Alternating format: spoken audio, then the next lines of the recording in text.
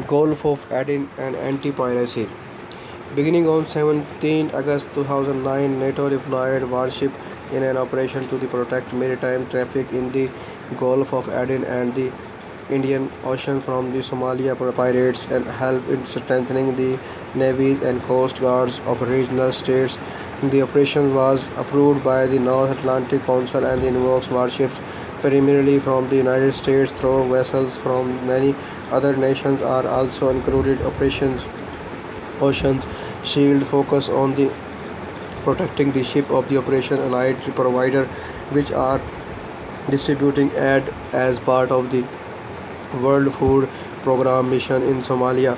Russia and China and South Korea have sent warships to participate in the activities as well as the operation seeks to dissuade and interrupt pirates attacks and protest vessels and aiming to increase the general level of security in the region.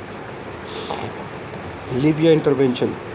During the Libyan civil war, violence between the protesters and the Libyan government under the colonial Muammar Gaddafi escalated and on 17 March 2011 led to the passage of the United Nations Security Council Resolution 1973, which called for a ceasefire and authorized military action to protect civilians. A escalation that includes several NATO members began enforcing a non-fly zone over Libya shortly afterward, beginning with the Operation Harmattan by the French Air Force on 19 March. On 20 March 2011, NATO states agreed on enforcing an arms embargo against Libya with the Operations Unified Protectors using ships from NATO's Standing Maritime Group First and Standing Mine Countermeasures Group First, and additionally ships and the submarine from the NATO members. They would monitor, report, and if needed, interdict vessels suspect of the carrying illegal arms of the Mercenaries. On 24 March, NATO agreed to take control of the non-fly zone from the initial coalition, while command of the targeting ground unit remained with the coalition of forces. NATO began officially enforcing the United Nations resolution on 27 March 2011 with the assistance from the Qatar and the United Arab Emirates. By June, reporting of the division within the alliances surfaced as only 8 of the 28 member nations were participating in combat operations, resulting in a confrontation between the U.S. Defense Secretary Robert Gates and the countries such as Poland, Spain, and Netherlands, Turkey, and Germany.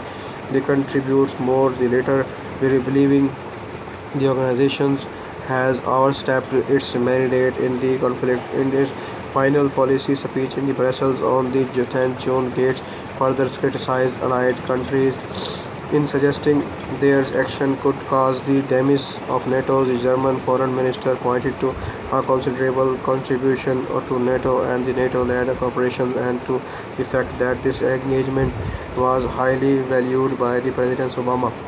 While the mission was extended into September, Norway that day, they announced it would begin scaling down contribution and the complete withdrawal by 1st August. Earlier that week, it was reported Danish air fighters were running out of the bombs, and the following week, the head of the Royal Navy said the country's operations in the conflict were not sustainable. By the end of the mission in October 2011, after the death of the colonial Gaddafi, NATO planes had flown about 9,500 strike sorties against pro-Gaddafi targets. A report from the organization Human Rights Watch in May 2012 identified at least 72 civilians killed in the campaign following a copped attempt. To October 2013, Libyan Prime Minister Ali Zaydan requested technical advice and trainers from NATO to assist with the ongoing security issues.